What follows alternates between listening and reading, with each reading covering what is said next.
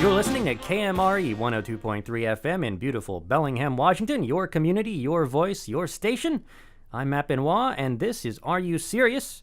It's the podcast and radio program where local comedians get real about their life on and off the stage. And it's like VH1 Behind the Music, but for famous people who aren't famous.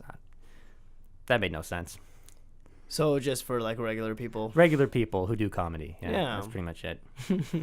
So my guest today is a guy that I've known for quite a few years now, Neeraj Srinivasan. How you doing, Neeraj? I'm doing well, Matt. How are you? Good. And you are the first non-Whatcom or Skagit County comedian on the show from Portland, Oregon. Originally from Boise, though?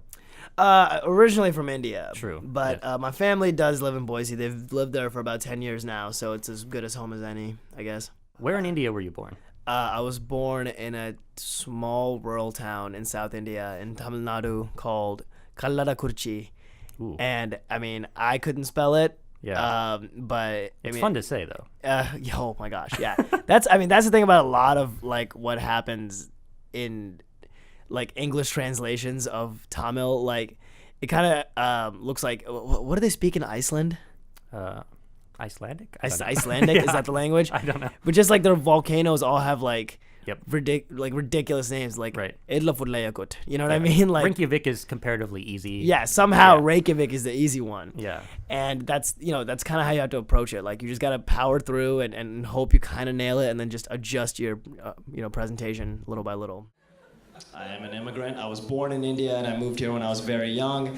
And I remember my mom would always tell me and my sister, she'd be like, we are so lucky. We're so lucky to be here. And she was right, because every time I go back, I realize there's so many people struggling in Indian poverty and they love to come to America just for a chance to have a better life. People know this.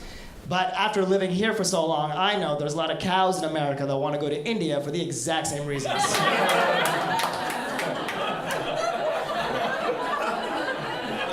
If you didn't laugh at that joke, I hope it's because you didn't think it was funny and not because you don't know that in India the cows eat the people, so get ready for that.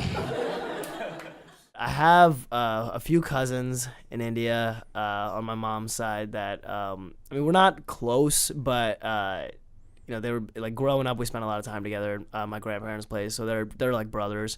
And then I have one other cousin on my dad's side through his sister, and yeah, I went to her wedding with my family in 2013. And how much younger is your sister than you? She is 5 years younger. You guys immigrated to the United States when you were about 10, right?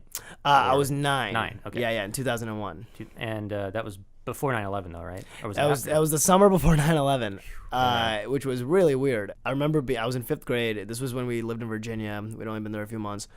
And my dad's office, actually, he could see the smoke from the Pentagon. Wow. Because it was like a few floors up, and, they all gathered around, and he was on, he called my mom and said, yeah, I can see the smoke from the Pentagon.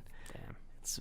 It was really wild. Like, we didn't, I think my parents sort of came to grips with the gravity of it and didn't really know what to make of it, and they didn't really like, because I've talked to other people who were at the East Coast at the time, and their parents like sat them down like, America's been attacked, this never happens. Like that conversation never came. You know what I mean? It was just like an oh shit moment, and they I think very deliberately kept us in the dark, at least until we found out on our own. Anyway. And I mean, you at that point were what, 8 or 9? You said I was 9. And your sister would have been like 4. Yeah. So she's not even really aware of what's going on. Right. Yeah. And I mean, even at that age, could be a little hazy at 8 or 9. I mean. Yeah. There just wasn't a lot of emphasis on seriousness, and I've heard that this is sort of common in Eastern cultures where kids up till they're maybe like 10 or 11 years old are kind of allowed just to be kids and like run wild, and then once you get to a certain age is really when they're like, all right, well, you have to pull it together. Mm-hmm. Whereas here it seems like very early on it's like, hey, sit still, don't be rude, don't talk over people. Like these are all things that you're kind of taught, and you're disciplined to do it fairly early on, and that's not necessarily something that I think is installed in Asian kids and Asian upbringing till later on in life.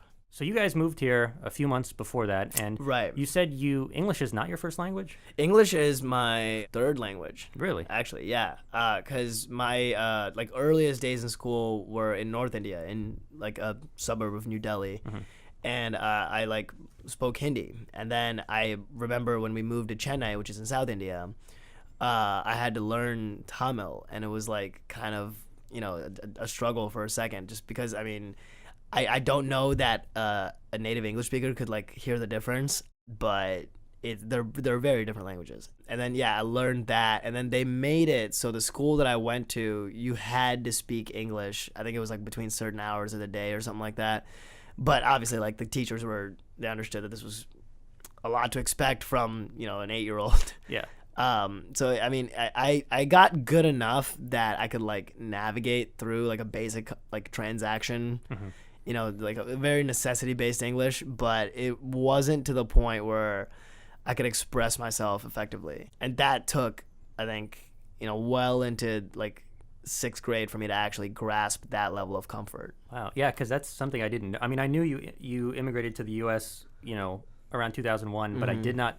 I just assumed, I guess, that you had grown up learning English at a younger age. So when you moved to the U.S., you couldn't really speak English that well. I could, but not as well as like other kids that grew up here, obviously. Like I'm pretty sure I had an accent, and my vocabulary was not great, and just sentence structures, like it was really rudimentary. Like it wasn't anything. It was functional, and it was I could make do with it, but it wasn't by any measure like impressive. What prompted the move to the U.S.? Was it a job that your dad had, or? Yeah. He had been traveling for a few years, and he had lived in a lot of interesting places. Like he lived in Dublin for a while. He was in Sydney, in Sri Lanka for a little bit, and he had the opportunity to go to a lot of different places. And he got a job in Glendale, California, and that's kind of when he was like, okay, well, we got to America. Now I have to start making moves to bring my family here, just because like. Brass tacks, India sucks for opportunity. You're not going to have the same level of avenues available just in any whatever like career that you take. So I think it was really important to him that my sister and I had a good education and like had the possibility to do exceptional things and have a better likelihood of coming out on top. Seems like it's worked out pretty well. Well, that's yet to be seen. I'm not unsatisfied with where I'm at, but I mean, both of you and your sister are college educated and in the United States, and having the opportunity to do what you want to do. Sure. In that sense, it's he's gotten what he wanted to some extent, but I'm pretty sure he like wishes that I had maybe studied something different. Like, he'll still send me like links to like coding classes online.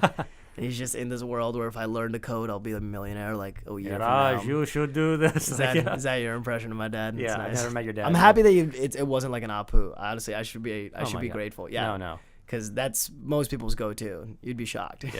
Yeah, I've seen a lot of people that do that. It's just like, thank you, come again. It's like, come on. It's like, do you really know anyone that actually sounds like that? Yeah, no. Like any one Indian person that sounds like Apu? Isn't Hank Azaria the voice of Apu? Hank Azaria. What the very white guy. The whitest guy. Yeah. America. That's probably the worst part of that. Is just that he is not he's just a white guy doing that voice. But there's something to be said about the impressions in the Simpsons. Like, they're all at least marginally offensive. Yeah. And that's just something that if you're gonna watch The Simpsons, you're gonna need to swallow. Yeah. But where it becomes problematic is like kids in school would come up to me and be like, you know what I mean? Yeah. And be like, oh my God, like this is taking over my life. I love being Indian. Best thing about being Indian is that I can quit dating like today, and eventually my very Indian parents are just gonna hook something up. I call it brown privilege. It's fantastic. I could put on one pair of sweatpants, take bong rips, and play Fallout for the next 10 years. And eventually they're just gonna tap me on the shoulder and pull me into a lifelong commitment, because Indian families are like Tinder, if Tinder just downloaded itself onto your phone without ever asking your permission, and proceeded to match you up with people even if you swipe left. That's just that's how it goes. Did your parents have an arranged marriage? They did. They did. Yeah, it was arranged as fuck. I think my dad's sister ran into my mom's cousin or something at some store, and they had known each other from somewhere, and they just got to talking, and they were like, oh yeah, there's these single marriage age people, let's see if we can make it work. And yeah, sure enough, they agreed to get married. Wow. But they've been married now for how long? 27 years. Nice. I think coming up on 27 years. Yeah. Wow. I've heard things about arranged marriage where people are like, we got an arranged marriage and then, learned to love one another and just eventually did fall in love. But it's sort of something where it takes, I guess it depends on the, what the arrangement is, perhaps, on how you feel about the other person. But, well, it's a love of labor. Yeah. It's a very pragmatic arrangement. A love of labor or labor of love?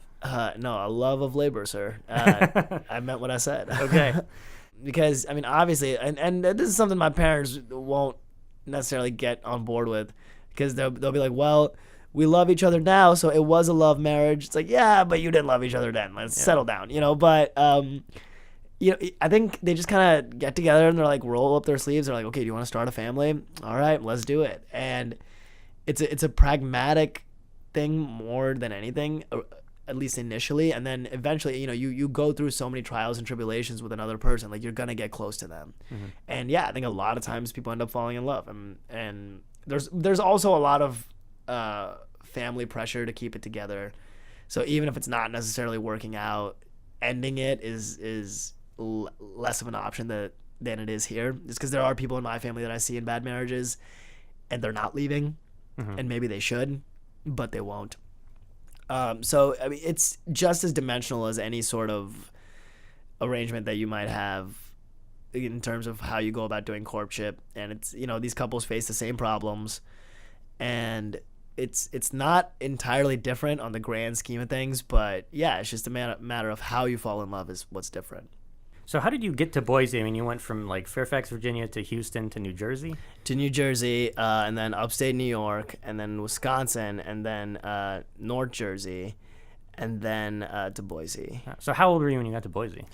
Oh man, I was going to be a sophomore in high school, so I was 15. Oh no, I think I was actually 14. I turned 15 after I'd moved there. Man, so yeah, there's a lot of hopping around. Your sister was a little bit younger than you, but how did that affect your ability to make friends? And I guess did you kind of have a lot of time kind of being a latchkey kid entertaining yourself at that point? Or? Yeah, because my parents were very busy. They both worked, especially when we first moved here. They were both on the hustle a lot. I didn't have, I don't know, I was just a weird kid, you know what I mean? And that was a part of the problem, was that I think my sister never really had trouble making friends for that reason, because she was just a regular child and thought about things in a appropriate and expected and normative kind of way. But yeah, I was just this anxious, weird little kid, and I don't know if I was ready for pills ADD, but I certainly had issues with paying attention, and at the very least giving a shit about whatever the teacher had to say. And I was frustrated, and it just seemed to me like I was, for some reason, having such a harder time settling in than she was. And she was just this adorable little girl, and people just loved her. And I brought, as this gangly kid who's bad at math and sports, just really brought nothing of value to the table. And I think that kind of awareness started slipping in little by little, and I understood I'm not the kid that fits into the traditional mold of what they expect out of a first generation Asian immigrant. So I think I got good at meeting new people, but I wasn't very good at maintaining friendships. Right. Because there wasn't necessarily a need to, if you're going to be gone in 6 months, it's hard to give a fuck about someone. Yeah. If you get that close and then get torn away from them, it's kind of a bummer anyway. So yeah. Right. And so that kind of became the pattern where I really didn't put a lot of effort and energy or attention into investing in the people that I met and had in my life, just because, I was, as kids are, super self-centered, and all I could think about was the fact that my life was not as awesome as I thought it was going to be in America. And I mean, obviously, in hindsight, if I'd gone back, I guess what was your expectation in coming to America? I don't know. Like, it's just like that we would move into this ridiculous house and have butlers and shit. Like, because all I knew about America is what I had seen on TV, and it just looked to me like watching The Fresh Prince. So like, this is how it is. Yeah, right. But even in like Bollywood films, like. They would always pull, like, this is totally true, this still happens, where they'll like pull American tourists who are just in India and be like, hey, do you want to be in this movie, just to sort of add this extra contrived level of decadence to whatever like gloriously decadent scene that they're trying to get across in Bollywood movies. And there was always a white guy who would like shoot pool and turn around and grab a martini from a butler. So like I thought like all white people had butlers for a while, and I was like, we showed up and it was like the same as India, except maybe a little cleaner. It's like, okay. Well, this sucks, Which is, I think it's important that I say that, because I feel like a lot of Americans want to go to India, and they have this like vision of themselves where they like get off the plane and there's just like a purple mat that's rolled out, like, come white man, we have so much to blow your mind with. The college is just the beginning. Like, it's like, nah, you know what people do in India? They go to work, they pay bills. It's the same bullshit that happens here, except it's more stressful and more difficult, more people and more poverty just in your face. It's a mind fuck, man. Like, to go back after having a more firm grasp of like socioeconomic disparities and the consequences of how like developing nations stay developing and like don't quite get to the next level, even though certain measures have been taken, and like how certain cultural norms hold back the way that the economy and the actual evolution of a culture functions. To go back with all that sort of awareness and understanding and to really size it up after I had graduated was a really surreal experience. Like, before that, it didn't seem that weird. It's like, oh, it's just India. This is what India's like. But to go back and get it and to see something and see it, 3 new ways that I never actually thought about seeing it before, it was really striking. And was that wedding the first time you'd been back since moving? Or? No. We'd been back for my mom's brother's wedding when I was in 6th grade. And even then, it's like, I mean, we hadn't really been in the U.S. like terribly long, you know what I mean? So it didn't seem that foreign. And then I went back again in, I think it was just after the summer after my sophomore year, or summer after my junior year. I'm not in high school, I'm not really certain, but we were living in Boise and we went back another time. So I'd gone back 3 times since we moved here, but I know my mom and sister and my dad have been back many more times than that. Okay. But really, that 2013, you had full contextual awareness to be like, wow, this is... Yeah. And it's just... I would joke about this with my friend Adam. Like, India is what America would look like if the conservatives won every single thing that they wanted all the time. That is a consequence of conservative politics gone awry, is what India basically is, where there's just this absurd economic disparity and the middle class is getting pushed lower and lower, but there's still more money rolling in. Yeah. And there's like this upper crust that lives like, royalty. And all of this collides in like the same space. That's what's crazy about it. See, like, even in the U.S., there's like gentrification, and certain people of a certain level of opulence would only live in particular neighborhoods, and like people that are really poor can only live here. That's not necessarily the case in India. Like, the poverty, there's definitely areas that are more impoverished, like the slums. But it's just kind of everywhere. Like, if you go into the sort of commerce and shopping areas of any major city, like, you'll see Lamborghinis driving through the streets, and boys without shoes. Yeah. And it's all on the you could have it like in the same range of vision, and it's really interesting to try and grapple with it now that I get why that is. There's very little political interest to correct any of it, even though that's all anyone in Indian politics has talked about for the last 30 years. Nothing's really getting done.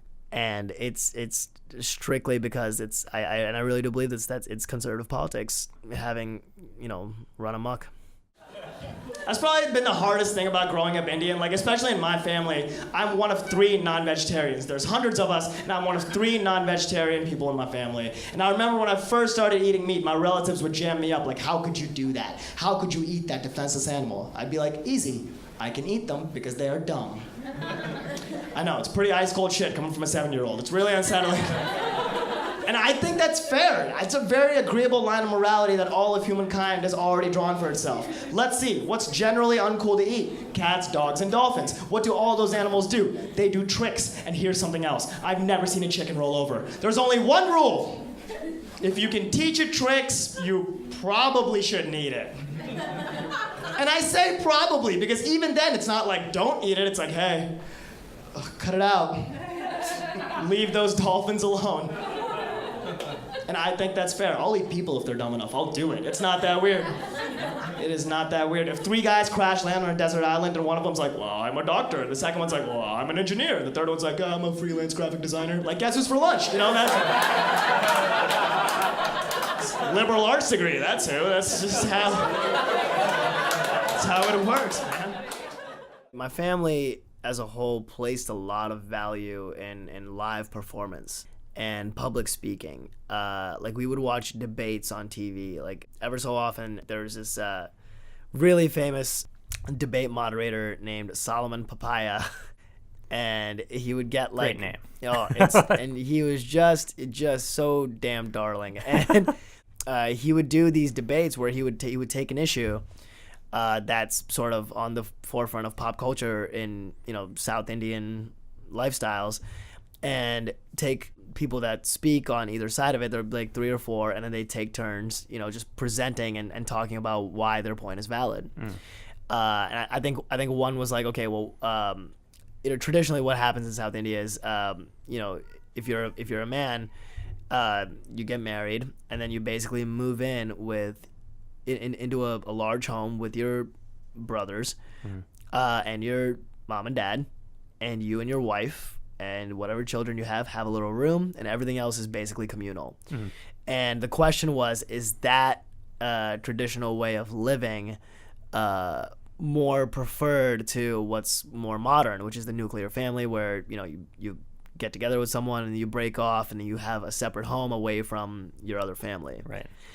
So little things like that, where just because like technology was on the up and up in India too in the 90s, and there was a lot of things that were shifting culturally, and a lot of these discussions were like of great interest to my family, because we were engaging in these changes too. So they really put a lot of attention towards that sort of thing, and we also went to a lot of plays. Like, we went to comedy plays. There was just like something about live discussion and live presentational speaking, if you will. We thought of ourselves as people that, we're gleaning wisdom and learning about life and how we relate to the values that surround us based on the terms presented in these shows that we were seeing. And my mom would also, she was a teacher in the school that I was in our later years, like right before we came to the U.S., and I was always like a chatty kid, like growing up. So I would like MC like school talent shows and like, little things like here and there, So if there was any way to like get me on stage in front of an audience, like she was really excited to do it. So I had like, little snippets of experience here and there. And after we moved here, I don't think she was necessarily as comfortable in the environment. So there was less pressure to get up and do things that drew attention and were in public, and it required presentational talents, and it really became do your homework, stay out of trouble, and it really wasn't till college that I was like, this is something that I could do. Like I think you might have been there my first time on stage. It was at Stubblefield. It was at Stubblefield. Yeah. It was Bandana Mike's second show. Yeah. It was a Tuesday night. And yeah, he gave me 10 minutes, and I remember I showed up and they wouldn't let me in. Because you were underage. Because I was underage, because I was 19. Yeah. So he had to like razzle dazzle him and basically make a deal that I would leave immediately after my set. And it went surprisingly well. And the jokes were not good. Yeah. But I think there was just like Well, you've always had a really good stage presence. I mean, and that's probably, like you said, a lot from that background of just being in that environment where you're seeing debates, you're getting on stage, little bits here and there in plays and that sort of thing. I mean, yeah, that was actually my next question is, how long before you tried stand-up did you say, I want to do it? And, like, when did you start putting together jokes? I fell in love with stand-up when I downloaded LimeWire, like when I first got my hands on it, and there was just infinite access to, like, all these, like, 30-minute specials on Comedy Central, and, like, I'd seen the one that shook me was the Russell Peters special, because there's something, I think, inherently, like, there's something that latches onto you when you see someone that's like you doing the thing that you didn't think you could do. And I really didn't think I could do it. It just seemed like the biggest thing. And I started watching these specials, and I remember, like, I was friends with a group of kids that we would, like, quote these comedy specials, and we'd, like, riff off of them. And I remember being, like, 13 or 14, being like, I want to do this someday. Like, I want to do comedy. And my friend Israel was like, dude, you're not going to do comedy. I'm sorry. Like, I'm your friend, but you got to be funny to do that, man. Come on. And I was like, I guess I can't do it. Like, I was upset about it when I heard it. I was like, well, I mean, but, like, who does that? You know what I mean? You got to be some kind of really crazy person. And then the idea came about, again, when I moved to Boise, like, years later. Just in conversation, it's like, oh, like, I could do comedy, like, that doesn't look that crazy. And again, I was with another kid that was like, dude, no, you're not, like, this is not something that you're gonna do. And that just sort of, like, stayed with me. I was like, I guess I won't ever really do it, but I'd still, like, write jokes and, like, like, mess around with my friends, like, hey, I thought of this joke, and, like, just walk through stories and ideas, and, like, I'd make the people in my life laugh. Right. And that's basically how I got on that show, is that Bandana Mike and I worked at the kitchen, the Dupas Boomers kitchen. Okay. I was going to ask how you met him, yeah. Yeah, I was a dishwasher there, and he was a cook. And back when you could drink in the Cub on back WSU. Yeah, it was like a novelty, right? Like, it's an on-campus bar, come get lit. Like, it was a thing. It was a thing for sure. The university was so excited to shut that down, too. Oh, yeah. As soon as, it was poorly managed and the restaurant needed to go, but they really didn't like that people were getting hammered at, like, 3 p.m. and then walking to the dorm. Like, it just seemed really uncool. Bookstore, I'll get wasted. Like, that's exactly. Yeah, and we would, Ben and Mike and I would, like, take smoke breaks and stuff all the time. And that's when he was like, dude, you're so funny. Like, I'll help you write your first 10 minutes. Just come do it. I was like, all right, yeah, I'll give it a shot.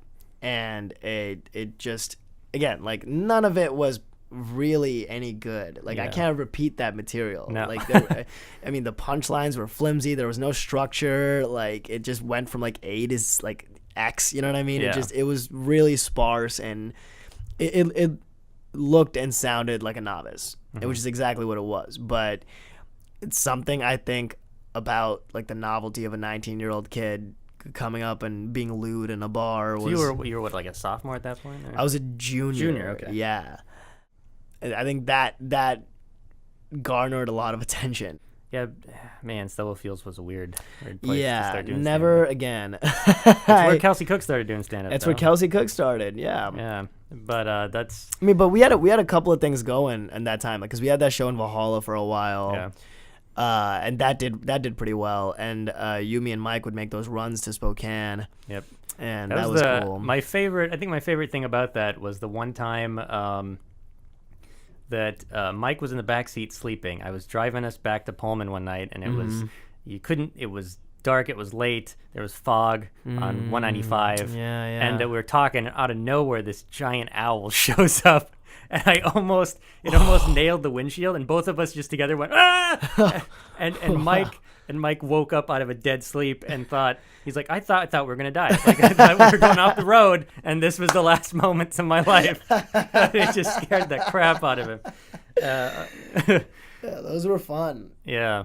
And then, I think Mike left town, right? And then we started doing the shows at the U of I with Mr. Miles Hendricks. Indeed, and those were some fun and also weird times. Those were weird times, man. I was going to say, the one time where we had I remember one time we did... That was before the Valhalla show, though, where we came back to We did like the Power Hour punchlines or whatever Yes, it's called. we tried to resurrect what was going on Yeah. at Stove, and it not good. was not good. And I remember one time I showed up and you were there. There was like DJ Apple and like there were like 2 names on there, and I looked at this. I'm like, who the hell are these people? And I was like, oh, it was Miles and his friend with fake IDs because they were underage. Oh, right. I don't know who this is, and it's like, oh, it's Miles. It's fucking Miles. Yeah, Miles and what was it, Holden? Holden, yeah. Yeah, they had fake IDs to do comedy.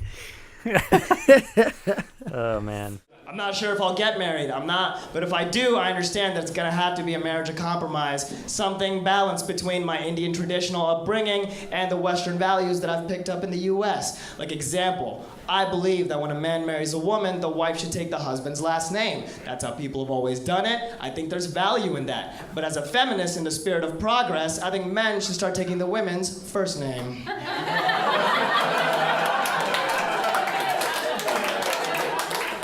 Sounds like an even deal to me, gentlemen. Might get a little weird when you introduce yourself as a couple, though, right? Hi, I'm Ashley Srinivasan, and this is my wife, Ashley Srinivasan. We never know whose mail is whose.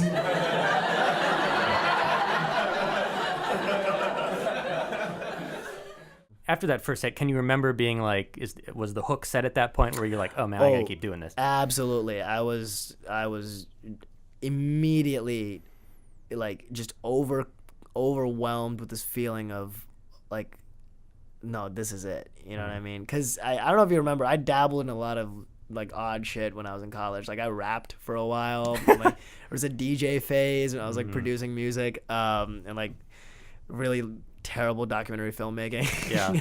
And you know, and nothing really seemed to sit. And then yeah, that night, first time walking off stage, I was like, I just felt electric. You know, I just felt like I just felt like I'd been struck by lightning. And that was, if I believe, that was the fall of 2011. So we both started performing around the same time. I think you might have had me beat by like a week, but Yeah, that night was September 6th, 2011. Okay, so it's been almost exactly 6 years. Almost, yeah. I think you're as of Tuesday, it'll be 6 years for you. Yeah. Yep. Yeah. Man. So, God, that's sad.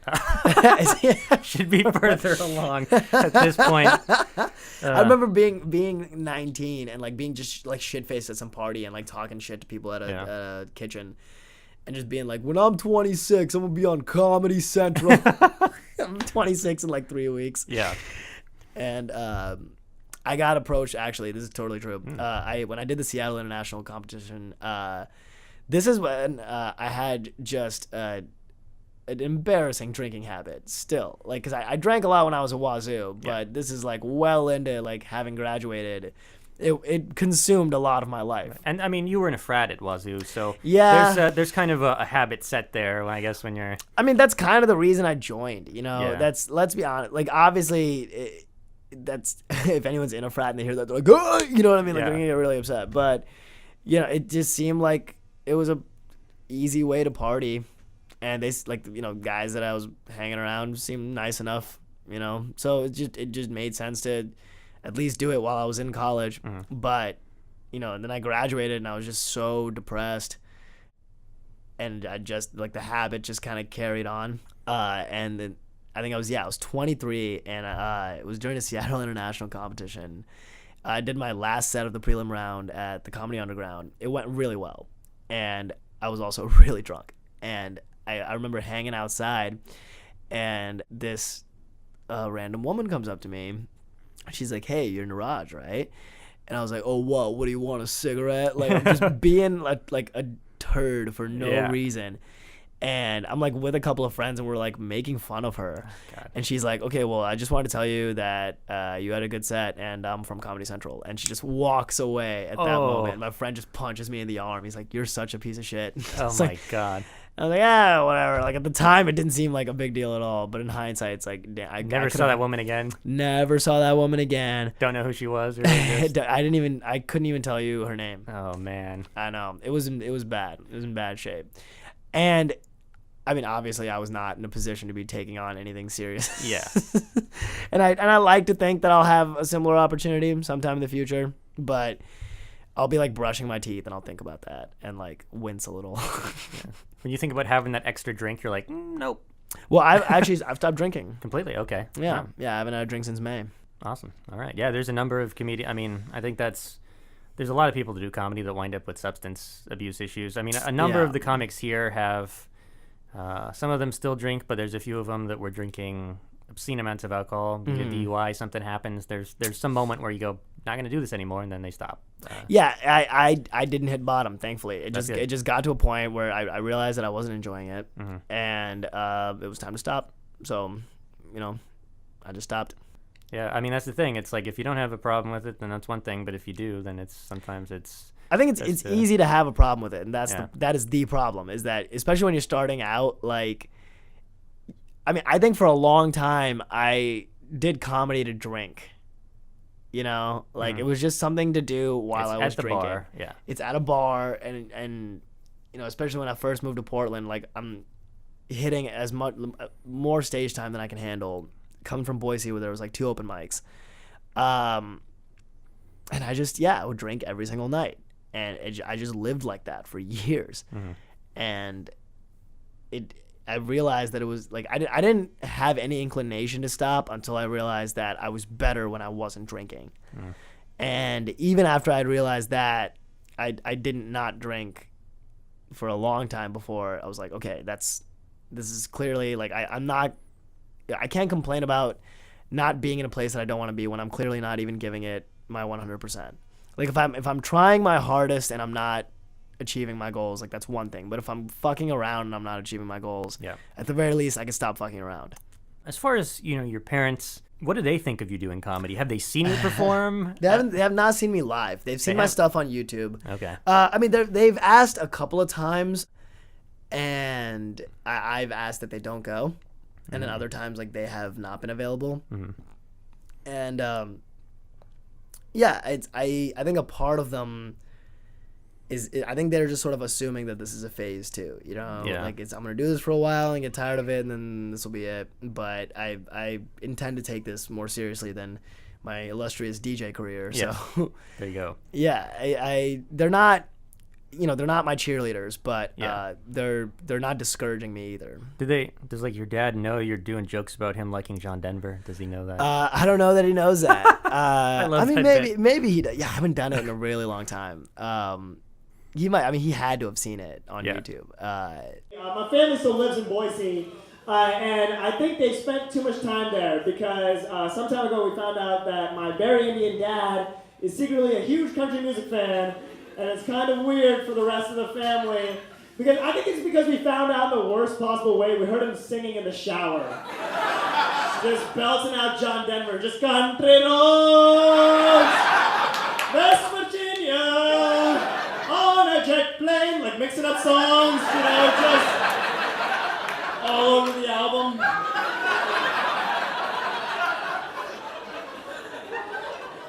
It was weird, but I do think it was necessary because now I know the last thing America needs is an Indian country star. Nobody wants to hear a bluesy acoustic twang about getting laid off at the call center. No one. America doesn't care. That is basically a mostly true story. It's a mostly true story. He had this roommate before we moved to the U.S. When he lived in Glendale. He lived with this guy who was a big John Denver fan. And I guess, like, when they were parting ways, he's like, hey, man, I want you to have my John Denver CD. So when we, like, got to America, he didn't really have a lot of CDs in his car. Yeah. And, like, this was before, like, we had a CD burner or whatever. Yeah. So we'd put on John Denver. It was, like, one of, like, a handful of CDs that he, like, kept in his vehicle. Nice. So you graduated from Washington State in 2013 with a bachelor's in journalism, broadcast journalism, right? Broadcast production. Broadcast production. And after that, you moved back to Boise for a little while and then moved to Portland, right? Yeah, I was in Boise for about 8 months. And I just packed up and moved to Portland March 13th, 2014. And what you told me before is you moved there with everything you owned in your car, no job, no place to live. You just drove. Yeah. Yes. And actually, I hope my parents hear this, probably hang me from a tree. But I told them that I'd got the job because I knew they wouldn't let me go if I didn't. When I was actually going to interview, and I felt really good about getting it. Yeah, there were things that were sort of lined up, and I just needed to show up and pull the trigger. Right. So it was a risk, but to me it was a calculated risk, and something in me was like, if I don't do this now, I'm gonna get more and more stuck here. Yep. Because I was freelancing, making decent money, working at the TV station, looking at getting more hours, possibly moving up. My friend and I had talked about like getting an apartment, so I was like thinking about like moving out of my parents' place. But then I thought, if I'm gonna pay for an apartment, I'm not gonna do it in a town where I can stay somewhere for free. Yeah. So I could go anywhere and pay for an apartment. Right. So that's when the idea really like became a thing, is when I was making enough money to like have my own place. And like Denver was on the list, and so was Seattle. Like I'd spent a summer there a couple years back, so I was familiar enough with the city. And then Portland was also on the list. And I don't know what it was, just something was uniquely appealing about it. And just showed up in town, and it worked out okay. You're at the point now where you're doing a lot of festivals, and you've been, a few years ago, you were part of the Seattle International Comedy Competition, quite prestigious. And so, I mean, I don't know, what's your personal highlight so far in doing stand-up? My personal highlight? Yeah, I mean, the thing that you're proudest of, I guess, so far. I did this storytelling show for Planned Parenthood back in February. It was like a 300-seater packed house, and I told a really embarrassing story, and I mean, that's the sort of most energized I'd felt on stage. I mean, it's probably good that you asked that. I don't spend, I think, enough time thinking about, maybe what about doing this is like what brings value to me necessarily, as opposed to like, okay, well, how can I do it better? That's the sort of mind state that I try to keep myself in, because that's what keeps me industrious. I mean, I'll have a set that I'm particularly proud of every 2 or 3 months.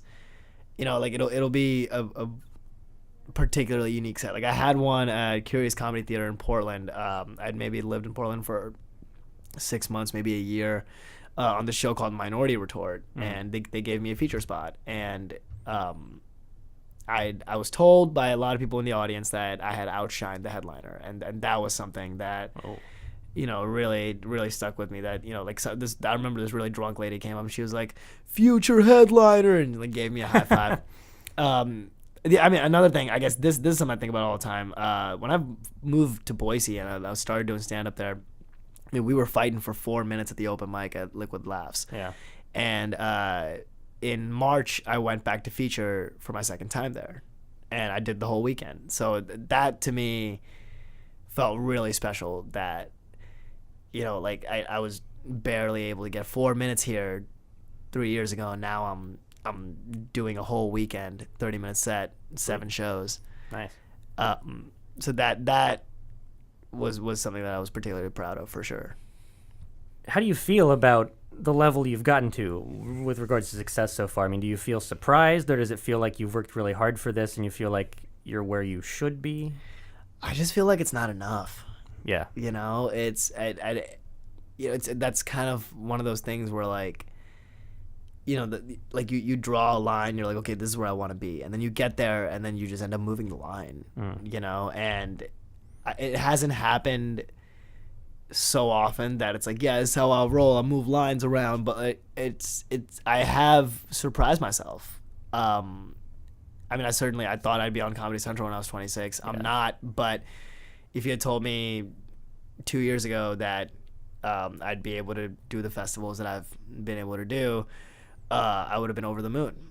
And I'm still thrilled to have had these opportunities, but now that I'm here, I'm just thinking, okay, well, what's next? Are you able to make a fair amount of side money doing stand-up right now?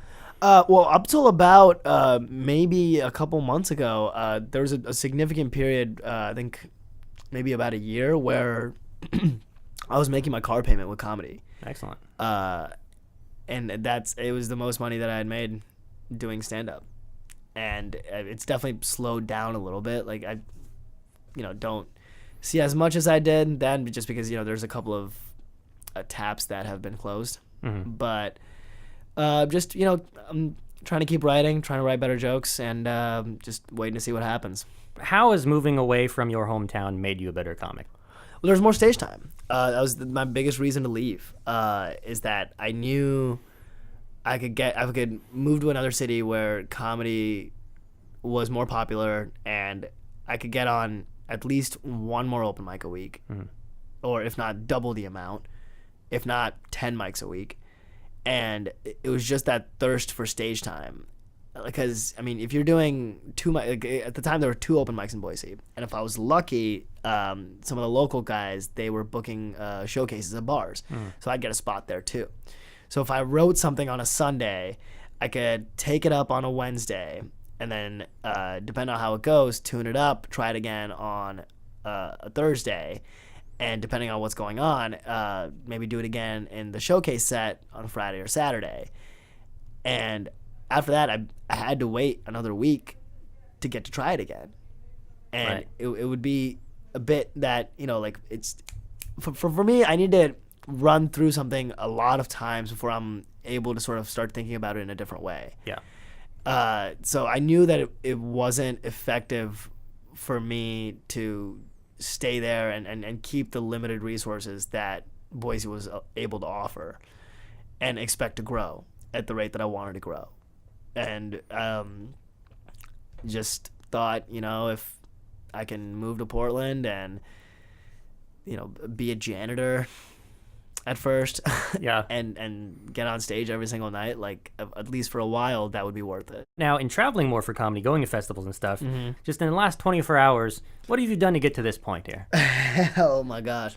So I was, as of Thursday, this last Thursday, I was in Austin, Texas, and spent Thursday, Friday, and Saturday there. I had shows all 3 nights.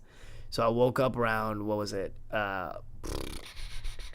like maybe 10 a.m. Saturday morning. Went through the whole day, I saw a movie, and just hung around Austin. Did my show, kicked it with a bunch of the comedians. Came back to my Airbnb, took a power nap, maybe a half hour. Woke up, went to the airport, got on a plane, which took me to Houston, connected to Seattle. Took an Uber to Bellevue where my car is parked, and then drove up here. Man. Yeah. So, when you look at that sort of thing, has confronting that aspect of the comedy lifestyle, does that make you think twice about anything, or is it just like how do I acclimate to that? Sometimes, but I also just at the present moment assuming that I'm in a position now where I'm so early in the game that I'm going to be expected to make difficult choices. And if I don't make them, someone else will, and they will end up getting the jobs that I would like. Right. So to pass up any opportunity where, if I'm excited to be a part of a show just because logistically it would be uncomfortable for me, like that is a worthy sacrifice that I'm willing to make. Like I'm willing to lose sleep, maybe eat like shit for a couple of days if I can go be a part of, a festival where there's a lot of great comedians and I'm able to see a lot of incredible comedy that I wouldn't necessarily just be able to see in Portland. Right. And do 10 minutes here and there. Mm-hmm. That to me has value over whatever sleep I might have gotten if I hadn't done it, or whatever gas I might not have put in my car. Yeah.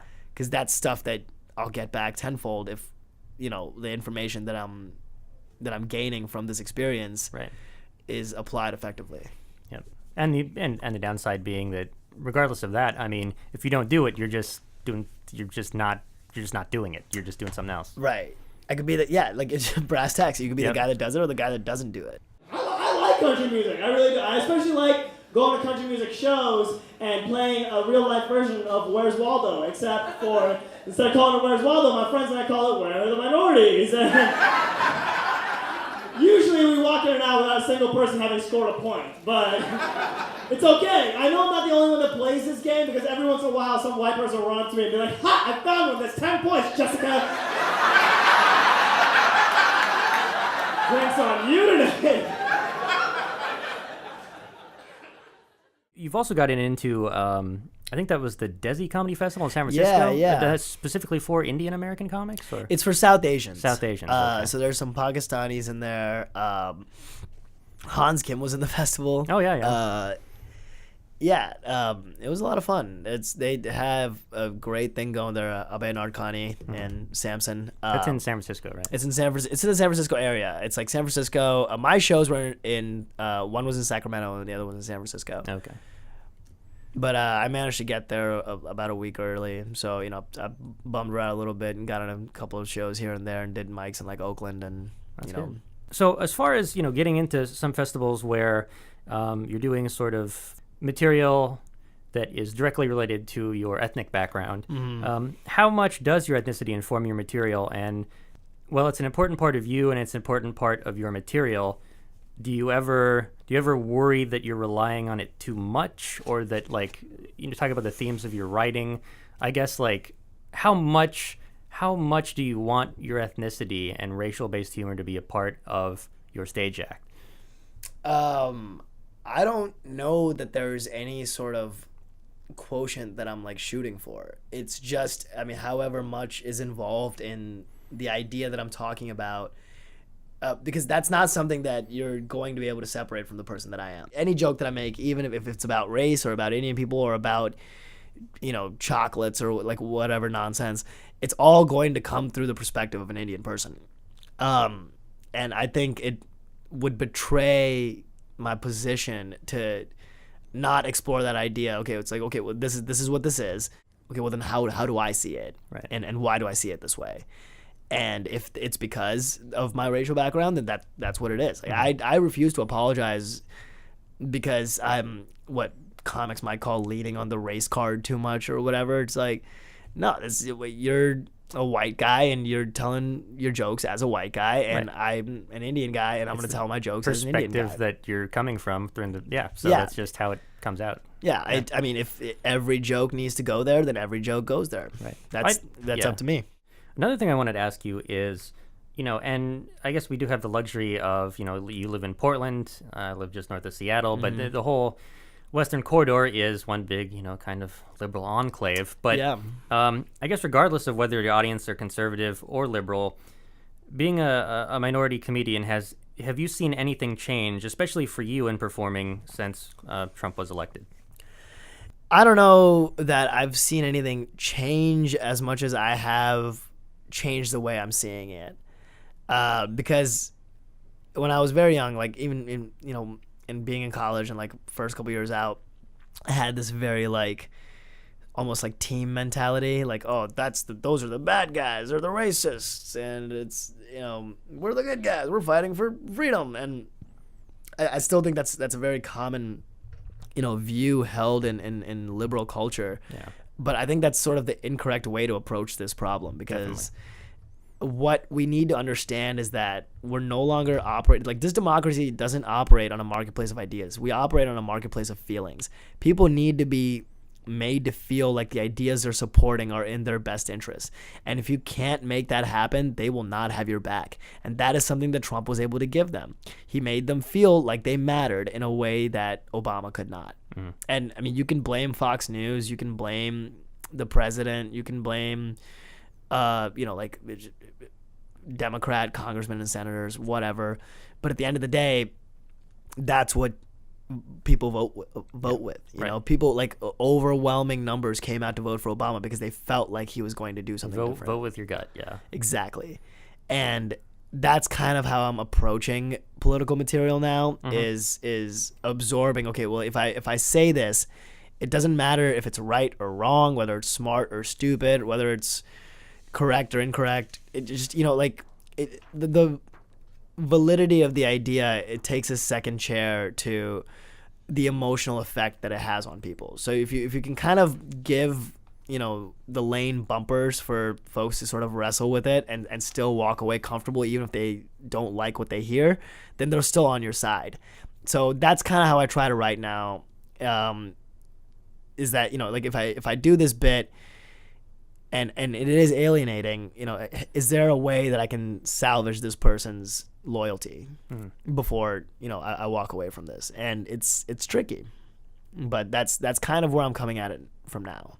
You talk about your writing, and I think it's easy to feel like you're never writing enough or never working hard enough when it comes to stand-up. Yeah. But and one time I went to visit you in Portland with my girlfriend at the time. We went down there. So it was January. Yeah, I was in town to see Louis C.K., and saw you do a show, and Shane Torres he's funny. Oh, my God. His bit about Guy Fieri is...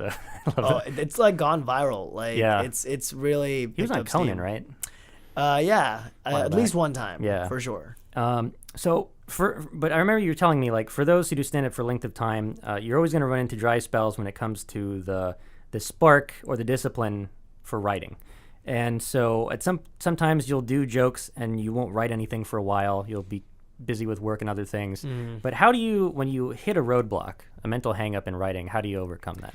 And this is something that I've gotten better at dealing with since I've stopped drinking, just because there isn't that emotional burden of being hungover.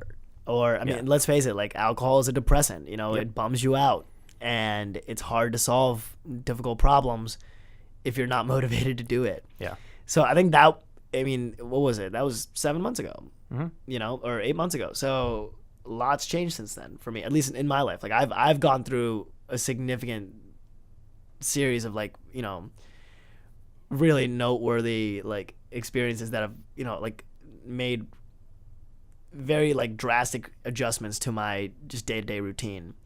So back then, I wasn't doing something which I'm doing now, which is actually writing every single day. Like, actually sitting down at least for a half hour and just blowing through whatever's in my mind. It's usually just, like, I go through, like, the chores that I need to do, and then, like, just, whatever I'm thinking about. Like, if you're on the bus, like, what do you think about? You know what I mean? Like, that kind of thing. But something about that gets the gears rolling, and usually in that process, like, or immediately after I walk away from it, or some point in the day after I've done it, I'll have some kind of something of an idea, and I'll, like, immediately, like, put it down in my notes in my phone and put it away for later. And then when I have a calm, like, hour or 2 hours to myself, I'll sit down and break it down and see if I can construct a 10 minutes out of it.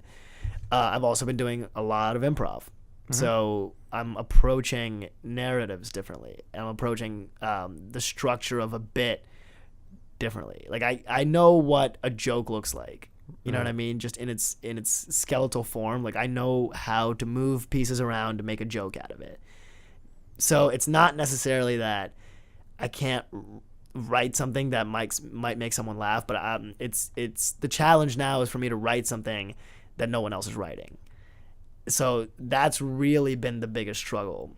So I'd say if anyone's feeling a writer's block, just write about nothing. Write about how the writer's block pisses you off. Right. And I promise, like, by the time you're done churning out 2-3 pages, you'll come out of it thinking about something that could be maybe something at some point. That's the biggest thing, is just if you don't work on kind of pushing through the block, then the block just sits there. Right. And the more you practice pushing through it, the better you get at pushing through it. There you go. The other thing I was going to ask, I guess, is that, with getting into improv recently, a lot of people I see who are really good at improv are not equally as good at stand-up, and vice versa. But what have you learned from improv that you can apply to being a better stand-up comic?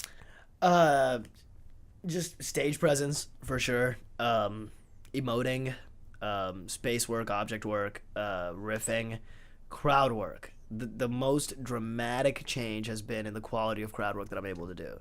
Nice. Because it's like a muscle, right? Like, you train yourself to think on your feet, and then you can apply that tactic to whatever kind of challenges come your way. Right. And that's the beautiful thing about improv, is that it's almost universally applicable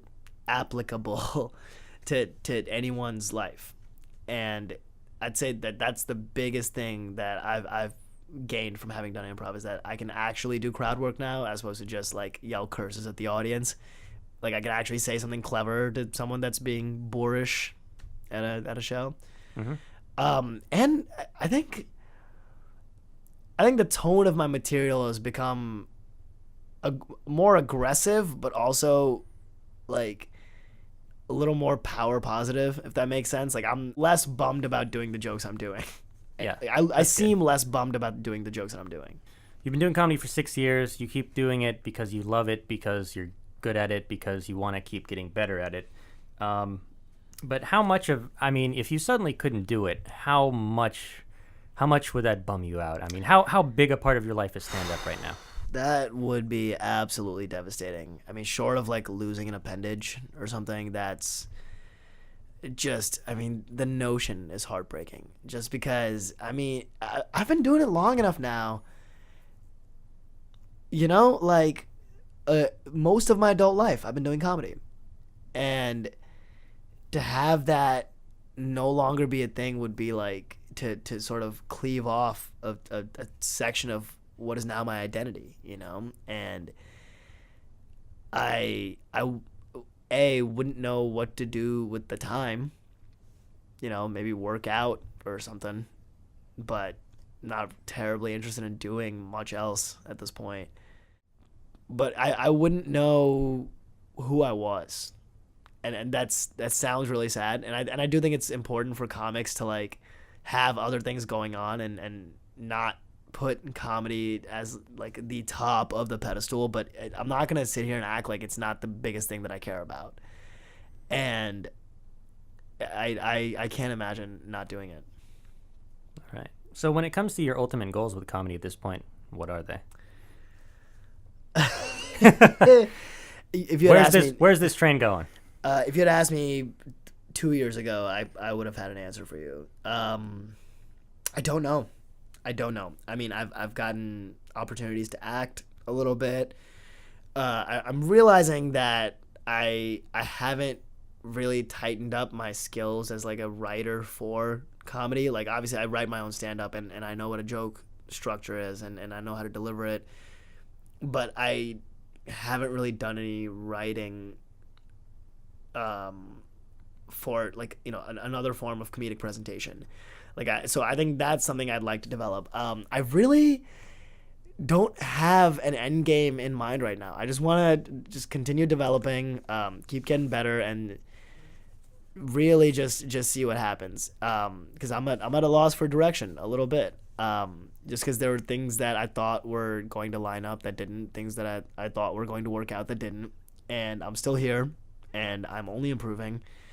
And I'm realizing that that's the only thing that I have control over, really, is the quality of product that I'm able to bring to the table. So I'm really just focusing all my efforts on polishing up the quality of that product and not trying as hard to worry about who I'm going to sell it to.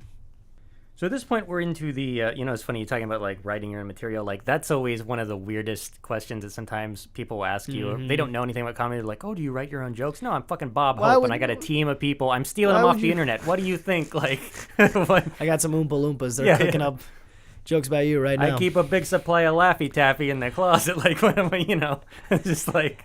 I think if anyone had seen my act, they wouldn't ask me that. No. You know, like obviously, I mean, people could have written the jokes that I do, but. Yeah.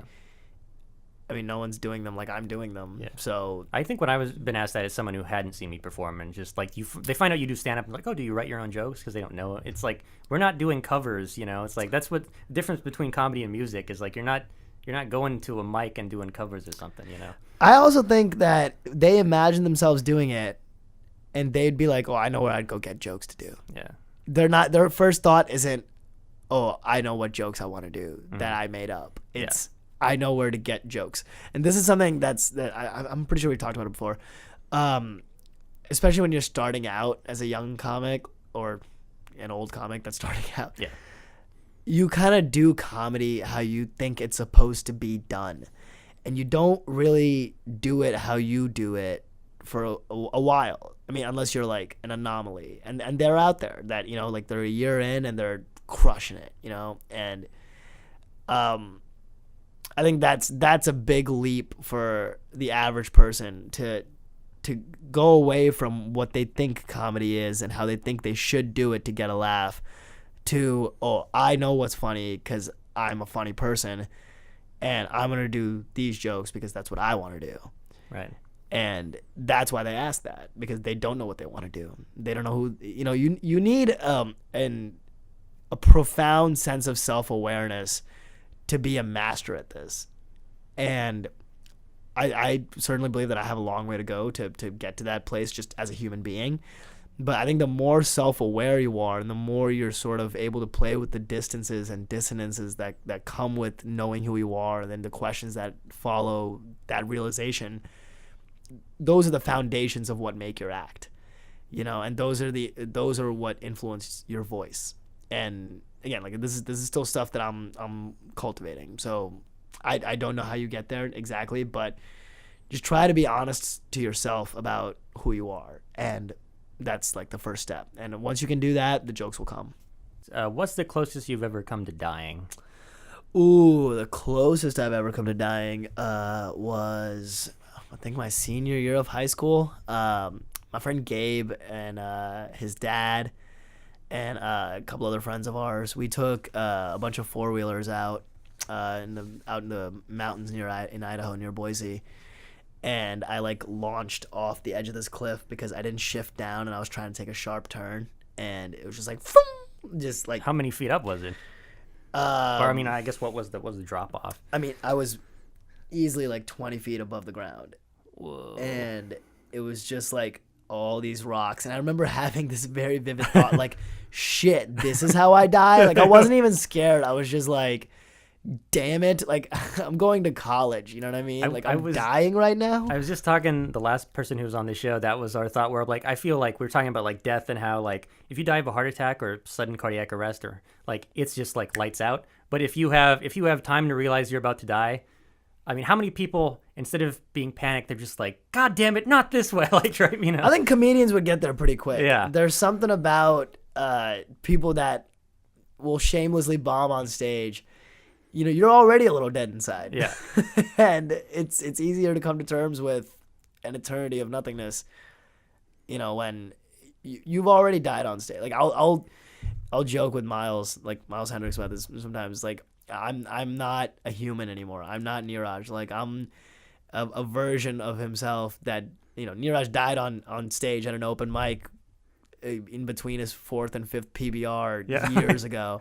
This is just a weird puppet that I'm standing up and propping up and acting like Neeraj just so I can get my day to day, because the puppet's life isn't everything else. It's comedy. That's all this puppet does. Yeah. And everything else is just an accessory to this life. And me as a person, as myself, no longer exists. The extension of myself as a comic has now taken the place of my personality.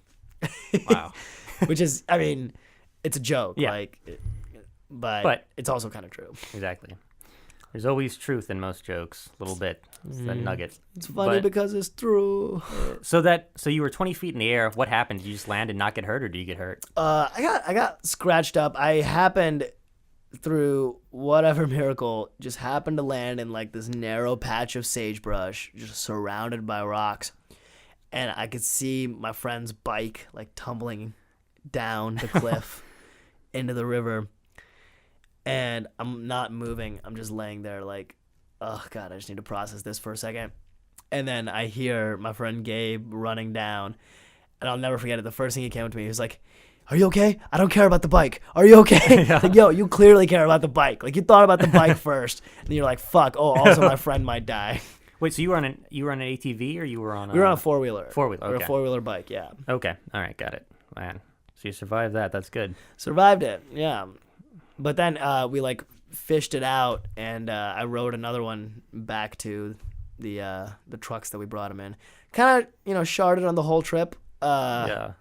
But yeah, I don't know that outside of that and excluding possible scenarios of alcohol poisoning, I've really got close to dying since then. So the other question is, and I love this question because it can be either rational or irrational, or both, depending on how fearful you are of things. But what is your greatest fear in life? Let me see. My greatest fear in life is getting curb stomped. Really? Yeah, ever since I saw American History X, I think about that all. Or like getting murdered in the shower. I watch scary movies and then they become like my fears. And that might be indicative of an otherwise very comfortable and not scary life, but Yeah. Like, I'll never stay at a hostel now. Like, I mean, well, maybe, yeah, right. in Czechoslovakia. I don't know. I think, and this is only because I've gotten older and matured in terms of how I'm approaching problems in my life.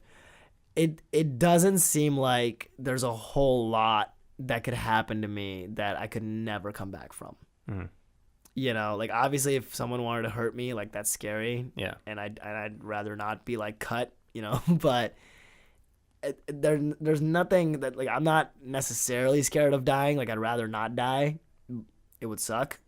But if I knew I was going to die, it wouldn't be the scariest thing in the world. Like and I'd rather not get attacked by coyotes. But I mean, if I'm in the middle of getting attacked by coyotes, I feel like I'd get over it pretty quick. You're like, all right, this is the way it goes. That might be really presumptuous. I don't know. I mean, you don't know what it's like to be attacked by coyotes. I'm sure it's true. not pleasant. Yeah, the prospect of being attacked by coyotes is scary to me. But no scarier than like getting hit by a car. Mm-hmm. That's like equally as scary in my head because neither of those things have happened to me. Yeah, one of our other comedians was hit by a car. No shit. She flew a few feet in the air and broke this guy's windshield, and but no head injuries. But she did have to do months of rehab, and couldn't work and had to move back in with her parents, and so it was a process. But can I answer again? Martial law. Yeah, all right, that's good. It's a legitimate fear. That's fair. I was just in Hawaii the other week, and I saw a history exhibit on martial law in Hawaii, and you're just like, for just how crazy it was. The curfew was 6 p.m. to 6 a.m. And you couldn't. You needed a permit to take film, like to take a picture of anyone during that time. All your phone calls, just like the amount of censorship, it was crazy. They take all the towers down. Yeah. Something about this administration doesn't leave anything for doubt. Yeah. I feel like all possibilities are on the table now just because this wackadoo is, it's like giving a monkey a cell phone. Yeah. He's just calling everybody. Yeah, you don't know what's going to. But yeah, martial law would be, especially in the internet age, would be quite frightening and. Yeah. Well, I mean, it's happened before, like during the Arab Spring. Mm-hmm. They shut down social media channels. That's right. Yeah. They shut down cell phone towers, and people were uploading video using satellite phones. Mm-hmm.